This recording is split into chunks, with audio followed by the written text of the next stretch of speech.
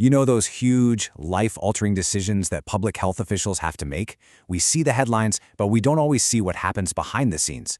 So today, we're going to pull back the curtain and look at the ethical frameworks that guide people through these incredibly high-stakes, almost impossible choices. Okay, just imagine for a second that you're the one in charge. This lands on your desk. A new virus is tearing through the population. What do? Do you lock everything down to save lives? But you know that's going to cost people their jobs, their livelihoods, their freedom, right? There's no easy answer here. Every single path has a serious downside. And this is the kind of thing public health leaders face all the time. It takes a lot more than just a gut feeling to figure this out. Yeah, these are what you could call impossible decisions. Situations where you're truly caught between a rock and a hard place, and every option is going to cause some kind of harm. But when lives are on the line, you can't just flip a coin. And that gets us to the absolute core of this. The goal is almost never to find a perfect, painless solution. Because let's be real, that rarely exists. The real goal is to have a structured, thoughtful process to find the most defensible path forward.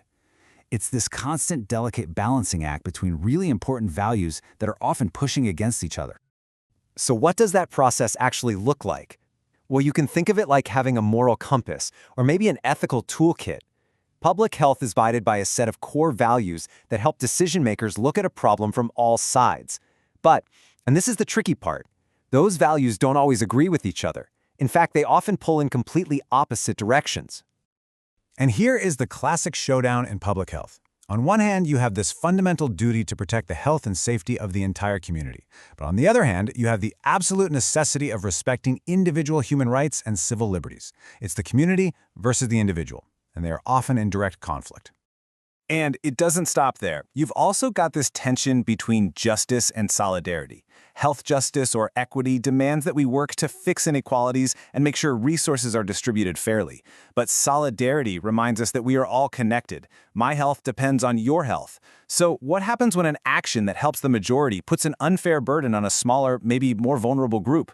That's a huge ethical challenge. And then there's this one, the need to move fast versus the need to move together. You've got experts saying, we have to act now based on the evidence or we'll lose public trust.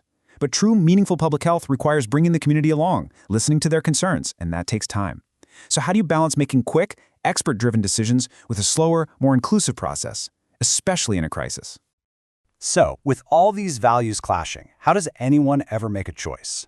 This is where the, let's call it, instruction manual for that moral compass comes in. There are actual formal frameworks for ethical analysis that are designed to help people weigh these values in a way that's transparent and, really importantly, defensible.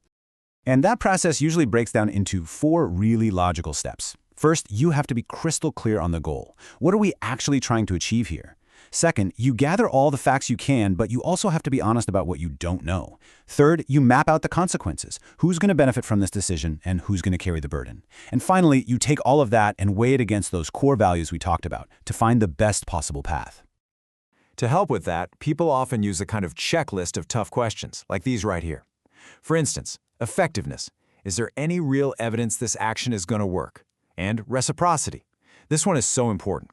It's the idea that if a policy asks one group to take on a burden for the good of everyone, then society has a moral duty to help and support that group in return. Every single one of these points is a critical test any big decision has to pass. And that brings us to the most crucial point of all. Look, ethical analysis isn't some magic formula that spits out a perfect answer. It's about navigating all the gray areas to find a path that is reasonable, transparent, and morally acceptable, even if it's not perfect. It's about making a choice that you can stand behind and justify to the public. Okay, so we've got the values, and we've got the framework for thinking through the conflicts. But what does this actually look like on the ground? How does all this theory turn into real-world action? Let's take a look. You can pretty much group all the core ethical recommendations into 3 main buckets. It all starts with gathering solid evidence. From there, it moves to engaging people. And all of that leads to the biggest piece of the pie, taking action. We're going to hit a quick example from each one. First up, gathering evidence. Any ethical action has to be built on a rock-solid foundation of data. And we're not just talking about counting numbers. This is about really digging in to understand a community's unique situation. its needs, its strengths, its vulnerabilities. Because, really, you can't solve a problem you don't fully understand. Next up, you have to engage people. This is all about building trust, and you do that by being transparent. It's not enough to just collect data on a community. You have to share what you've learned clearly and honestly. And truly ethical practice goes even further. It means creating real partnerships, where communities have a genuine voice and a share of the power in making the decisions that affect their lives. And finally, all of that hard work, the evidence, the engagement, it leads to taking action. And you can see this is the biggest part of the work, and for good reason. This is where you create policies and laws based on that solid data you gathered. It means you enforce those laws fairly, in a way that builds public trust instead of breaking it. And maybe most importantly, it means you work tirelessly to make sure every single person has a fair shot at getting the care and resources they need to be healthy. So if you remember just one thing from all of this, let it be this. Public health ethics isn't about finding some magical, perfect answer. It is about having a clear, values-based, and transparent process. It's that process that allows people to work through those impossible choices in a way that's structured, that's accountable, and that is morally defensible. Which brings us right back to that huge, central question that will always be at the very heart of public health.